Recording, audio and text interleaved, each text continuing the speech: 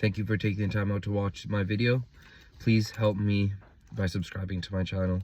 So what I want to talk tonight about is the train derailments. And the first thing I saw about the trail derailment was on Super Bowl Sunday.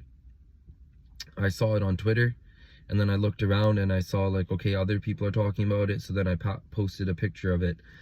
Then a day goes by, not that many people are talking on Monday.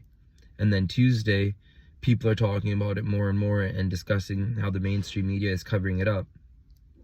So I didn't want to discuss it because, you know, I just didn't want to be that guy that's like, oh, you know, you just see something on the TV or on the internet and misinformation and you're so quickly fooled. But now I feel like we have a kind of a case to make that maybe something did happen in Ohio and in Houston.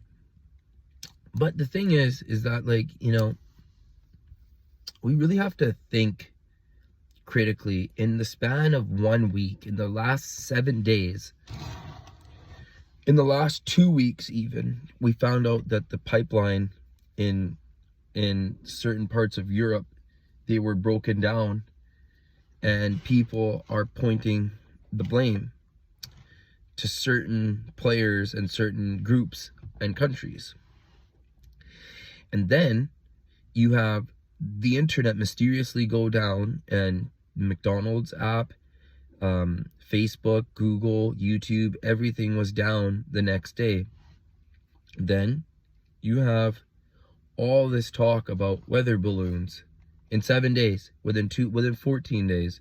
Then you have the weather balloon talk, and then you have the White House and all these people coming out and saying there's aliens. You see, you know, do you want to be called a conspiracy theorist? Because, you know, again, like I said, I believe in aliens, but I'm not going to ever believe in aliens if the mainstream media ever said there were aliens, because I would never trust a single word that the mainstream media says. That's not trusting a single word.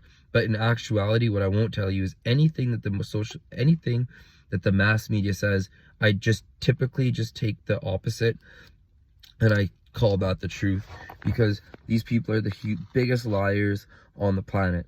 So we have the train derailment, we have aliens being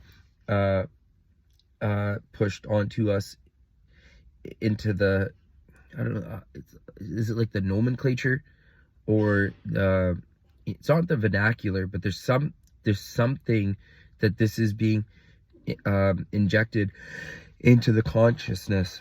So, you know, I just want to say that this stuff, you know, you have to be very dumb to think this is all a coincidence in a week. You would have to be very dumb to think in the last 2 years, since new people have been in power, that the world's gone into a toilet bowl so fast. You would really have to have your blinders on to take a look around and see how high the gas prices are, and food shortages and different bird flus and stuff like that, and not think that something more maybe sinister is at play. And it's so easy to blame the leader. It's so quick to be like, well, that guy's just the leader, you know, it's him, or it was the last leader and he screwed it up for our new leader. And but what I'm saying is that these leaders are basically puppets, and it's over. And this is 2023, and the system, when you think you're voting in it and you're doing everything and participating and paying your taxes and all these good things that you do to participate in society, I just feel like, you know, it's looking more and more like a scam every single day. So I just want to say that if you're like me looking in the mirror, if you're like me looking at the news, if you're like me just processing things and just looking up at the sky at night and just think, what the hell is going on here? You know, it'd be safe to say that something more is at play and this shit doesn't add up.